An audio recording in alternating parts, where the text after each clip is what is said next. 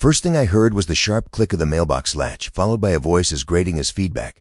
Just a routine check. I looked up from my workbench to see a figure in a pristine polo shirt and oversized sunglasses fiddling with the lock on my curbside mailbox. A golf cart with neighborhood standards stenciled on the side was parked haphazardly on my lawn. Cameras were pointed at my front door. Clipboard-wielding assistants took notes. My quiet morning was shattered. I set down my chisel and walked slowly to the porch, observing this invasion of my personal space. The ringleader, Brenda Shaw, her face flushed with self-importance, pointed a perfectly manicured finger in my direction. "This residence is under community review." I didn't flinch. I simply offered a thin, knowing smile. "Are you absolutely certain you have the legal standing for that?" Because just 40 feet away, behind the garden shed, a county sheriff's deputy was enjoying his coffee break, completely unaware that a suburban inspection squad had just crossed into his jurisdiction. "Before we get into this unbelievable standoff, tell me where you're tuning in from and the time in your area. Make sure to subscribe. You won't want to miss how this concludes." Most people think moving into a managed community guarantees order and pristine flower beds. I once believed that too until I met Brenda Shaw. My wife Clara and I purchased our home in Greenbrier Meadows for that exact reason. A tranquil retreat, a yard for our dog, and neighbors who respected boundaries. For a time it was ideal. But tranquility, I've learned, is like a well-maintained engine. If you don't protect it, something corrosive will eventually seep in. In our neighborhood, that corrosive element was the Residential Governance Committee, and its undisputed leader was Brenda Shaw. The trouble began, as it often does, with something mundane, the mail. I'm a man of routine. Every day around 10:30, I walk down our driveway to the green metal mailbox at the curb. It's a small ritual, a moment of order. But one Wednesday, the flag was down, meaning our postal carrier, Leo, had already come and gone. I opened the small metal door and reached inside. The stack of envelopes felt disturbed. The corner of a letter for my pension fund was slightly torn, as if someone had tried to peer inside without fully opening it.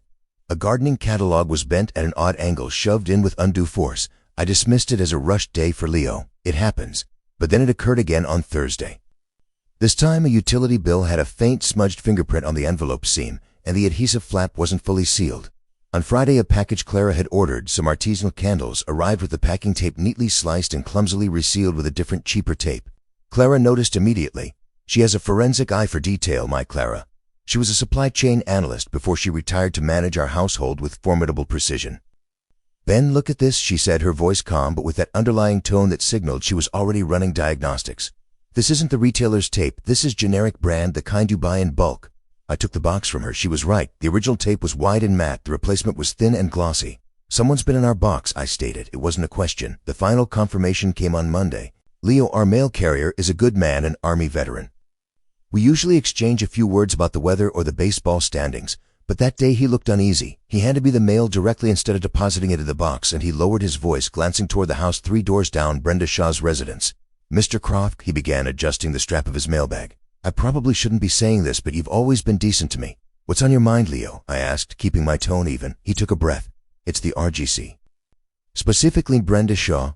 He said her name like it was a bad taste. "She and that husband of hers, Gary, stopped me last week, said there have been complaints about non-conforming mail receptacles and improper postal storage." Complete nonsense. But she handed me a new community guideline. He pulled a crumpled paper from his pocket. "Says the RGC's aesthetics panel, which is just her, reserves the right to perform visual assessments of mailboxes to ensure they meet community presentation standards." I stared at him. "Inspections of federally designated mailboxes, that's a felony, Leo," he nodded. "That box is federal property until delivery. No one touches it but the USPS and the addressee." "I know it," he said, his face tight. I told her that. I told my postmaster, but Brenda just gave me that condescending smile and said it was a community harmony issue and that she had access to the cluster boxes and would be visually verifying the standalone ones. She claimed she wouldn't interfere with the contents, just ensure the boxes were aesthetically compliant. He shook his head. "It's a lie. She's been going through people's things. I've seen her out early before my route just looking. I can't prove she's opening anything, but people are talking." Old Mr. Peterson never received his medication refund check. The Lopez family is waiting on a replacement WIC card. It's not right. A cold, slow anger began to burn in my chest. The pension letter, it likely had details about my retirement disbursements.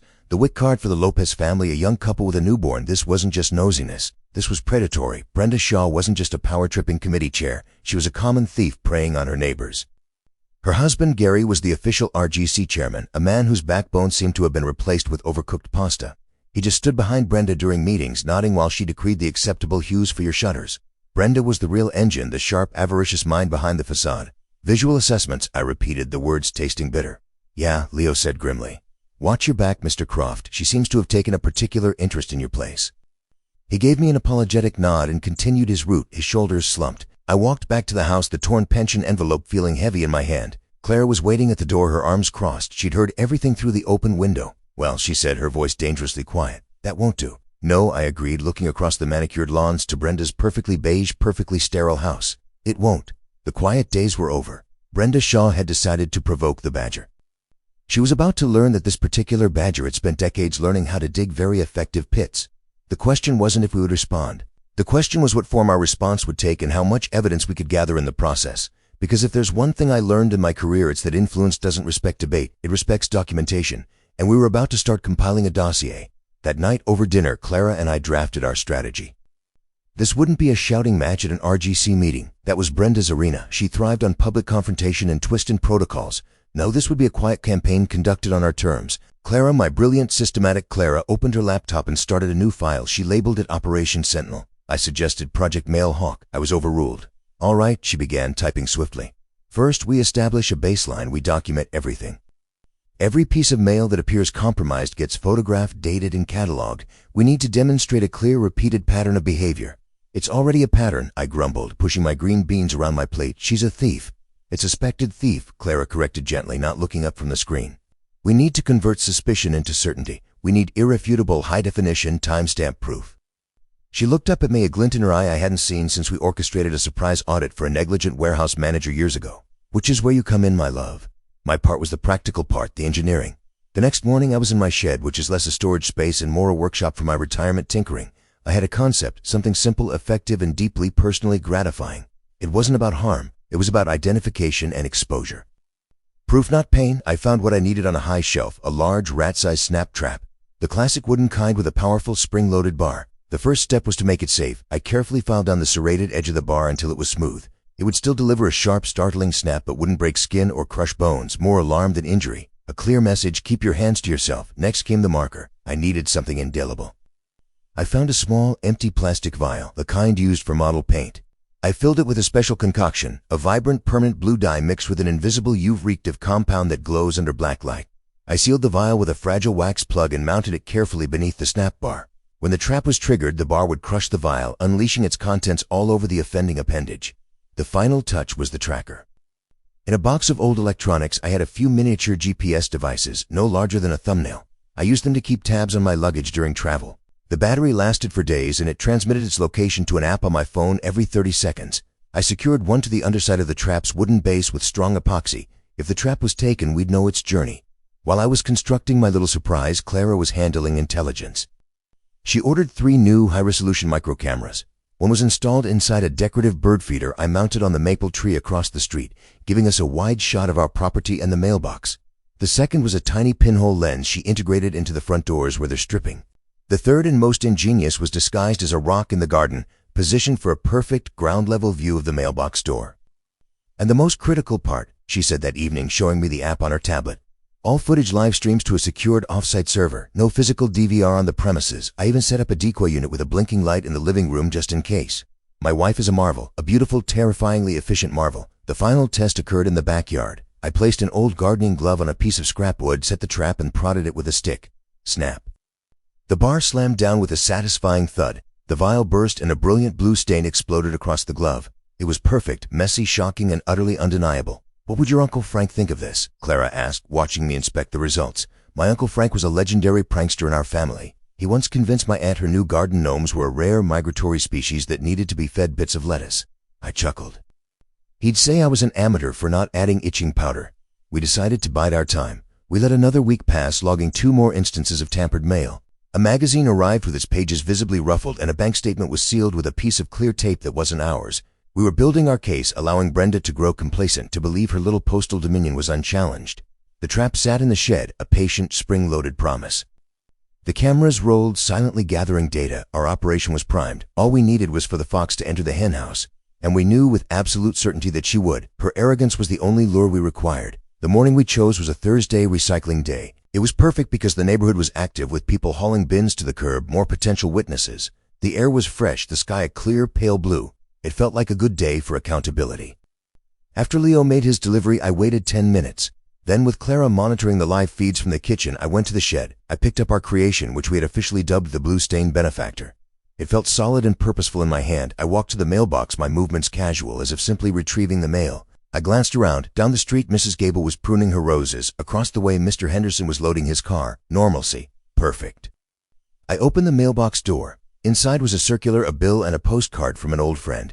I removed them, and then very carefully I placed the Blue Stain Benefactor deep in the rear of the box. I took a thin strand of fishing line, tied one end to the trap's trigger plate, and taped the other end to a bulky, insignificant junk mail flyer I placed at the very front. To access the actual mail, which I had slid behind a trap, one would have to move the flyer.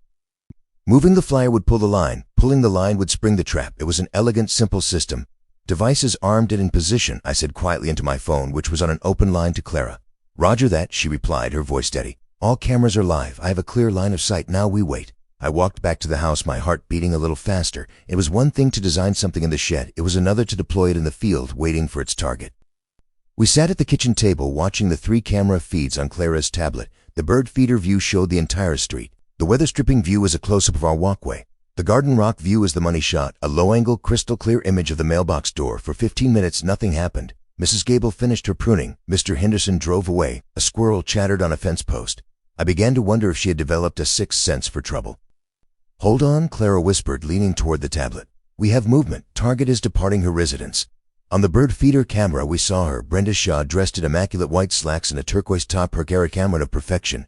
She looked like she was on her way to a country club luncheon. She walked with a determined stride, her chin held high, an expression of serene authority on her face. She didn't head for her car, though. She turned down the sidewalk, coming directly toward our house. She's not even attempting discretion, I murmured. Hubris is a potent intoxicant, Clara said. Brenda strode up to our mailbox. She cast a quick, perfunctory glance up and down the street, the habitual check of someone who had done this countless times without consequence. Satisfied, she pulled open the metal door. The garden rock cam provided a perfect view of her face, her lips pursed in concentration as she peered inside. Her eyes focused on the junk mail flyer. We saw her manicured hand, adorned with a gaudy sapphire ring, reach into the darkness of the box. And then it happened. Snap! The sound was jarringly loud, a sharp report that echoed in the quiet morning air. It was followed instantly by a shrill yelp of pain and shock. Brenda snatched her hand back as if from a fire. The metal bar lay squarely across her fingers, and her hand was a masterpiece. From her fingertips to her wrist, her hand was drenched in a thick, brilliant, unmistakable cobalt blue. The dye had splattered perfectly, covering her skin and that expensive ring. She stared at it, her mouth agape in pure disbelief. Then she tried to flick it off, which only succeeded in flinging blue droplets onto her pristine white pants. Oh my, Clara said, a slow smile spreading across her face. That's quite permanent. The yelp had served its purpose. Screen doors slid open. Phones were raised up and down the block. Mrs. Gable froze, her shears mid-snip. The Patterson kids skidded their scooters to a halt. Best of all, Clara had sent a discreet text to 2 trusted neighbors the moment Brenda left her house. One of them, Sam from next door, was coincidentally checking his own mail, phone subtly recording. The other, Lisa, was pretending to water her hanging baskets, her phone angled perfectly. Brenda's face cycled through a rapid series of emotions, shock, pain, confusion, and finally a dawning, furious comprehension. Her eyes shot toward our house, filled with pure venom. Just then her husband Gary came scurrying out, his face a mask of panic. Brenda, sweetheart, what was that sound? Are you okay? He called out, his voice reedy. He stopped short when he saw her hand. Good heavens, what happened? Did you injure yourself? Be quiet, Gary, she hissed, cradling her blue hand. She knew she'd been caught, she knew she'd been humiliated, and she knew an audience was watching. With as much dignity as she could muster, she turned and stormed back toward her house, Gary trailing anxiously behind her like a lost dinghy. I leaned back in my chair and took a long, satisfying sip of my coffee. The GPS tracker's signal hopped from our curb to her sidewalk. She'd taken the trap with her. But the other marker, the one all over her hand and clothes, was now on its way back to her domain. Phase 1 was complete. The fox had been marked. Now we just had to wait for the counterattack. We knew it would be swift, we knew it would be foolish, and we would be ready to record every second of it. It didn't take long for the hornet's nest to stir. Less than 3 hours after the mailbox incident, the first salvo arrived. An official email from the RGC, sent by Gary but dripping with Brenda's vitriolic prose. The subject line read, Formal Notice of Infraction. Clara opened it and read it aloud, her voice laced with mock solemnity. Dear Mr. and Mrs. Croft, this notice is to inform you of a violation of RGC Guideline 4, Section B, regarding exterior maintenance. A recent review has indicated that the hedge along your property line exceeds the maximum permitted height of 36 inches. Failure to rectify this within 48 hours will result in a penalty of $75. I looked out the window at our privet hedge, which I had meticulously trimmed to a crisp 33 inches just 3 days prior. A recent review, I scoffed. She means her furious walk of shame past our house. Log it, Clara said, already creating a new entry in her digital file. Infraction 1, demonstrably false, timestamped photos of the hedge attached. That was merely the opening gambit. The main assault arrived the next day. A second notice, this time a physical document taped to our front door. This one cited us for improper storage of refuse containers, claiming we had left our recycling bin visible from the street for more than 1 hour after collection. Another fabrication. I had wheeled the bin back to its alcove the previous evening. She's constructing a paper trail, I said, handing the notice to Clara. She's trying to frame us as problematic residents, setting the stage for a larger move. More data for our file, Clara replied, photographing the notice before adding it to our evidence folder. The more absurd the allegations, the more unhinged she appears. This works in our favor. The petty harassment intensified over the following days. We received a warning about a non-compliant exterior ornament, referring to a small, tasteful sundial Clara's sister had given us. We got another notice about a potential trip hazard on our walkway leaf. Each notice was more frantic, the language more aggressive. It was the desperate flailing of a bully who had been publicly shamed and had no playbook for it. She was accustomed to capitulation, not retaliation with difluid devices. The true escalation came that Saturday night. I was up late in the study. It was just past 1:00 a.m. when one of the motion-activated security lights in the side yard blazed to life. I muted the television and listened. A few seconds later I heard it, the distinct clatter of a plastic lid being lifted from one of our compost bins. I moved to the window and peered through the blinds. There, illuminated by the harsh light, was a large, hulking figure. I recognized him from RGC meetings. His name was Chuck, Brenda's enforcer. Classic bully who reveled in his minor delegated authority. And he was currently rifling through our compost, digging through the scraps with a small flashlight. A hot surge of anger rose in me. This was my property, but I held my ground. A confrontation would only lead to a physical altercation. Evidence was the objective. I pulled out my phone and quietly opened the security app. Clara, in her foresight, had installed a camera with a view of the side yard where we kept the bins. I tapped record. Footage was pristine. You could see Chuck rummaging through our compost like a bin. He was clearly searching for something, some violation he could weaponize. He examined a discarded envelope, checked the name, then tossed it back. Proof he was targeting, not tidying. After a few minutes of fruitless searching, he gave the bin a frustrated kick, replaced the lid, and slunk back into the darkness. Got you, I whispered. The next morning, I showed the video to Clara. She watched it with a grim expression. Sent her muscle to comb through our compost, she said. This is escalating, Ben. I know, I said. She's crossed from petty dictator to active criminal. Brenda must have realized her compost raid was a failure because her next move was more direct.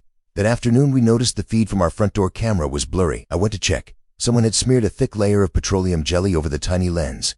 An hour later, the bird feeder camera across the street went offline. I found its power cord had been severed. She's trying to blind us, Clara said, watching me clean the lens. She knows we're watching. She's getting paranoid. Good, I said, a grim smile on my face. Let her be paranoid. Fear leads to mistakes. We had lost 2 cameras, but the Garden Rock cam, our best asset, remained active and hidden, and we had the footage of Chuck's midnight compost expedition safely stored in the cloud. Brenda thought she was scoring points, but she was merely handing us more ammunition. She was escalating her campaign, moving from bogus citations to trespassing and vandalism. She thought she was isolating us, but she was actually constructing our case for us, one stupid, angry act at a time. The retaliation was unfolding as predicted, which meant the next phase, the truly perilous one, was likely imminent. For 2 days there was an eerie silence. No new infections appeared. No more nocturnal visitors. It was the quiet that feels heavier than noise, the calm before the storm. Brenda was plotting something significant. We didn't know what, but we knew it was coming. Clara and I double-checked our preparations. The remaining cameras were operational. The cloud storage was secure. We had battery backups for our router and internal cameras. We were as ready as we could be. The attack came on a Wednesday night, just after 2:30 a.m. One moment, the house hummed with the gentle sounds of the refrigerator and the ceiling fan. The next, utter silence and darkness. The power was out. The main breaker by the meter had been thrown, a clean, deliberate act from outside our locked home. Then Clara's voice came from the darkness beside me. She was already awake, already alert. I'm here, I said, swinging my legs out of bed. Stay put. My instincts, sharpened by a lifetime of anticipating trouble, were screaming. This wasn't a grid failure. This was targeted. I grabbed the heavy-duty flashlight from my nightstand and my phone. On the phone screen, the Wi-Fi signal was still active, running on battery backup. I opened the camera app. The Garden Rock cam was dead, no power to its outlet. But the indoor cameras, the small ones covering the living room and entryway, were live. We waited, listening to the unnatural silence. 5 minutes passed, 10, then we heard it, a faint scraping from the back of the house near the patio door. It was followed by the sharp, sickening crack of a small pane of glass breaking. Someone was breaking in. Clara let out a small, sharp breath. I put a hand on her arm. It's okay, I whispered. We anticipated this. We stay here. We don't engage. We let them complete their mission. On my phone, I switched to the living room camera feed. The room was dark, but the camera's night vision provided a granny green image. We watched as a large figure slipped through the patio door. It was Chuck, Brenda's heavy. He was dressed in dark clothing and a black balaclava, but his size and clumsy gait were unmistakable. He moved with a nervous, jittery energy, clearly no professional. He swept his flashlight beam across the room, the light glinting off picture frames. He seemed to know his objective. He went straight to the entertainment center. There on a shelf sat a black box with a single blinking green light. Our DVR, the decoy. I'd purchased the empty shell online for $15 and installed a small battery port LED. It was a prop in the theater we were directing. We watched, holding our breath, as Chuck fumbled with the cables behind the unit. He was clumsy, yanking at the wires. Finally, he pulled it free. He tucked the black box under his arm and without a backward glance fled back out the patio door. A few seconds later, we heard the door click shut. We remained in our room for another 10 minutes, ensuring he was gone and hadn't brought accomplices. The silence returned, this time feeling less menacing and more like the aftermath of a successful operation. I finally got up and went to the breaker box in the garage. I reset the main breaker. The lights flickered on and the house's hum returned. I walked into the living room. The broken pane in the patio door was small. A neat, almost professional job. A little pile of glass lay on the tile floor. On the entertainment center, the disconnected cables dangled where the decoy DVR had been. The scene was exactly as we had witnessed on my phone. Clara came downstairs wrapped in a robe. She surveyed the scene, her face pale but her eyes resolute. "He did it," she said softly. "They actually broke into our home." "Yes, they did," I said. I held up my phone and replayed the last 30 seconds of the video. Chuck in his balaclava, grabbing the fake DVR and running. And we have the entire sequence from breach to theft saved and backed up in multiple locations. This was the final piece. Mail tampering was a federal crime but somewhat abstract. Fake citations were harassment. The compost raid was an illegal gray area, but breaking and entering burglary, that was a clear, unambiguous felony. Brenda Shaw, in her desperate attempt to obliterate the evidence against her, had just handed us an ironclad case. She believed she had stolen our memory. In reality, she had just cemented her own downfall. The game had changed. It was time to cease playing defense. It was time to summon the authorities. The next morning, the sun rose on a different reality. The broken window pane was a physical testament that a fundamental boundary had been violated. This was no longer a neighborhood dispute. It was a criminal matter. While Clara called a glass repair service, I sat at the kitchen table with a fresh cup of coffee and a grim sense of resolution. It was time to make the call I had held in reserve. I looked up the number for the United States Postal Inspection Service. A calm, profession-also-ending woman answered. I kept my voice level and factual. "Good morning. My name is Benjamin Croft. I'm a resident of Greenbrier Meadows, and I need to report a case of systematic mail tampering leading to suspected theft which has escalated into criminal retaliation." I was transferred twice, each time to someone more senior. Finally, a man with a deep, no-nonsense voice came on the line. "This is Inspector Davis. I understand you have a situation in Greenbrier Meadows. Start from the beginning, Mr. Croft." So I did. I laid out the entire narrative, from the first torn envelope and Leo's warning. I described the pattern of compromised mail. I told him about the missing WIC card for our neighbors and the suspected theft of my pension information. I stuck strictly to the facts, to what we could prove. Then I detailed our response. I described the modified trap, its non-harmful design, the dye, the tracker. I could almost hear a hint of a smile in his voice when I mentioned the blue-stained benefactor. "Resourceful, Mr. Croft," he said, his tone dry but not disapproving. "Very resourceful. Continue." I told him about the aftermath, Brenda's azure hand, the public shaming, and the immediate escalating retaliation. I listed the fake infractions, the compost raid by Chuck, and the vandalism of our cameras. And then I delivered the final damning evidence. "Last night at approximately 2:35 a.m., I said, our external power was cut. An individual then forced entry into our home and stole what he believed to be our security system's recording device. The entire event, from the break-in to the theft, was captured on our internal battery-backed cameras. The footage is secured in the cloud. We have a clear image of the perpetrator, a known associate of the primary suspect, Brenda Shaw." There was a long pause on the other end. I could hear faint typing. "Mr. Croft," Inspector Davis said finally, his voice now devoid of any trace of amusement. "It was all business. You and your wife have conducted an exemplary documentation of this situation. Your analytical background is evident. Sit tight. Do not post anything online. We'll use the video when it counts." "Just aiming for thoroughness, Inspector," I replied. "Here's what I need you to do," he instructed, his tone firm. "First, do not handle any more mail that appears tampered with. Leave it in the box. If you're not to remove it, do so by the edges and bag it. We may need it for prints. Second, preserve every byte of your data. Make multiple backups. Third, and this is critical, do not engage with Miss Shaw or her associates. You've made your statement. Now let us do our jobs." It was a profound relief to hear those words. For weeks, Clara and I had been a lone bastion of sanity in an HOA madhouse. Now we had a powerful ally. "I'll be in your area tomorrow," Davis continued. "I want to meet with you and your wife, review your evidence, and take your official statements. We will also be interviewing your mail carrier. From what you've described, we have sufficient grounds for a full federal investigation into mail theft, and the break-in evidence will bring local law enforcement in on burglary and conspiracy charges. These individuals are facing serious consequences. We'll be ready for you, I said. One more thing, Mr. Croft, he added just before hanging up. That device you built, technically placing an unapproved mechanism in a mailbox is a violation of postal code, but given the context, we'll classify it as a citizen's investigative aid. I could hear the smile return to his voice. Just don't make a habit of it. After the call, a deep calm settled over me. We had passed the baton, we had held our ground, gathered our proof, and now we had called in the professionals. Inspector Davis was as good as his word. He arrived the next afternoon, a tall, wiry man in a sharp suit who looked more like a corporate attorney than a federal agent, save for the keen, observant eyes that missed nothing. He sat at our kitchen table with Clara and me for over 2 hours, a small digital recorder between us. We gave him everything. Clara had organized it into a meticulous digital file. She created a master timeline that started with the first suspicious letter and ended with the footage of Chuck fleeing with the decoy DVR. Every event was linked to corresponding evidence, photos, video clips, scan notices. It was a work of art, a masterpiece of methodical documentation. Davis watched, listened, and occasionally asked a precise question. When Clara played the video of the trap incident, the glorious slow-motion capture of the snap and the blue dye erupting onto Brenda's hand, a corner of his mouth twitched upward. He didn't laugh, but his eyes crinkled. "And the dye contained a UV-reactive element, you said," he asked. "Correct," I confirmed. "Invisible under normal light." "Excellent," he murmured, making a note. We then showed him the GPS data. Clara had it displayed on a map. A clean blue line traced the tracker's path from our mailbox directly to Brenda Shaw's house, where it remained for about 45 minutes.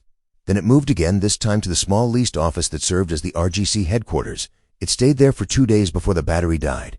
"So the device that was in your mailbox, which she handled, was transported to her residence and then to the RGC office," Davis summarized, looking at the screen. "Highly compelling." Next came the montage of Brenda's retaliation. Davis watched the footage of Chuck raiding our compost with a stony expression. He examined the photos of the Vaseline-smeared camera and the severed wire, but he reserved his most intense focus for the break-in video. Clara played it for him twice. "The power was cut at the exterior breaker," he confirmed. "Correct," I said. "A deliberate act to disable our primary security." "And the suspect, this Chuck, proceeded directly to the decode unit," Clara added. "He didn't search for valuables. He knew his objective was to retrieve that specific item." Davis nodded slowly, the pieces assembling in his investigator's mind. "They escalated from mail tampering to burglary with intent to obstruct justice. They're operating like a concerted enterprise."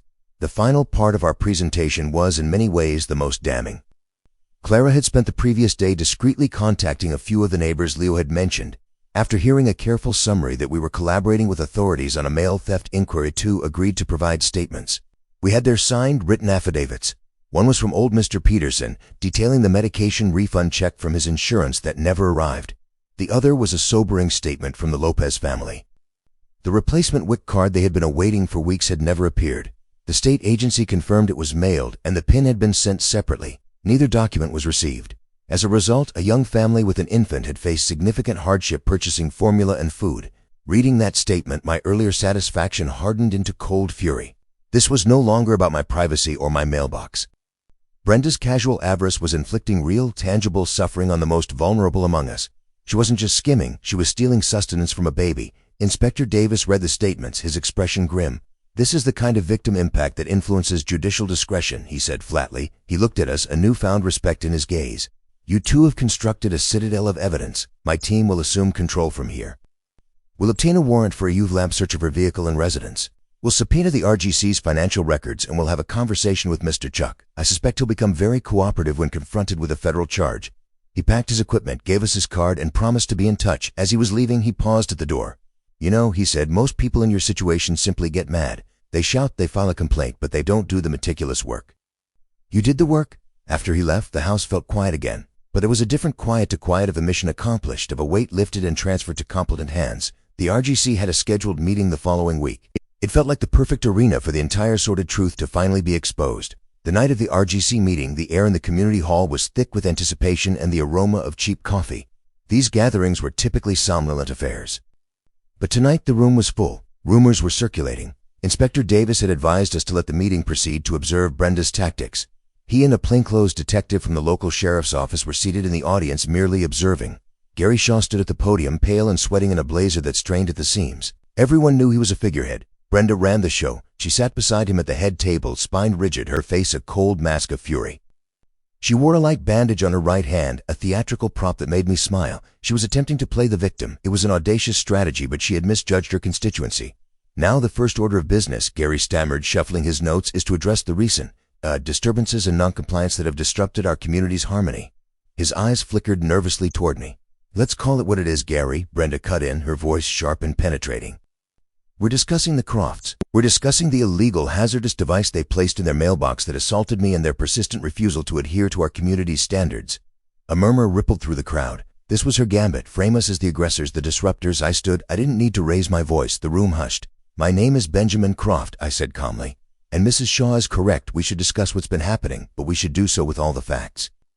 Clara was already at the side of the room, setting up a portable projector and a collapsible screen we had brought. This is a private meeting, Brenda snapped, rising from her chair. You have no right to turn this into a spectacle. It ceased being a private matter when you began committing federal crimes, Brenda, I replied, my voice flat and cold. That's when Chuck, her loyal enforcer, decided to intervene. He lumbered toward me from the back of the room, his face set in a practiced scowl. You need to sit down, Pops, he grunted, stepping into my personal space. I disagree, Chuck, I said, not moving an inch. He put a hand on my chest and shoved me backward. Chest scraped. A wave of gasps and hissed whispers swept the room. It wasn't a powerful shove, more an attempt at intimidation, but it was a catastrophic error. The crowd gasped. In the back, I saw Inspector Davis and the detective exchange a look. They didn't move, but their posture shifted to readiness. The shove was Clara's signal. Roll the tape, I said loudly. The lights dimmed and the projector were to life. The first image was a crystal clear slide.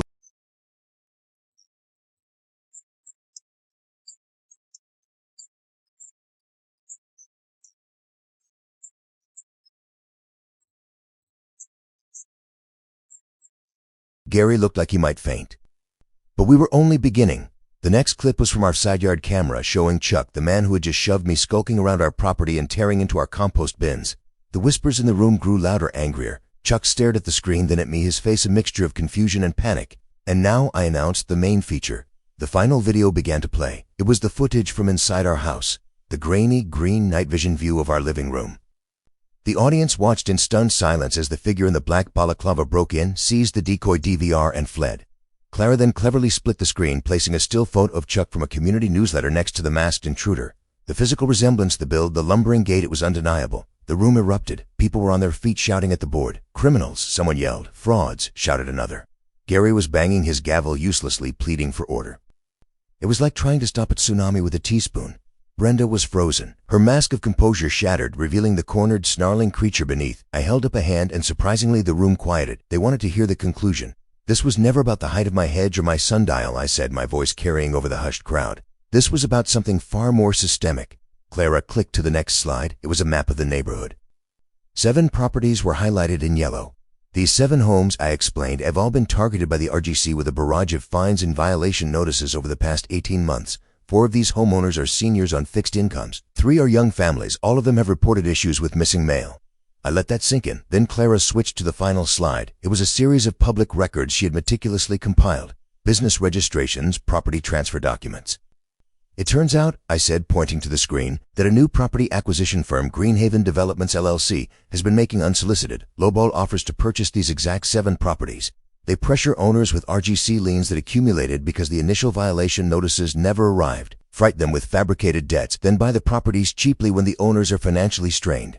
A collective, horrified gasp filled the room. The full, ugly picture was coming into focus for everyone. The mail theft wasn't random, it was a calculated business strategy.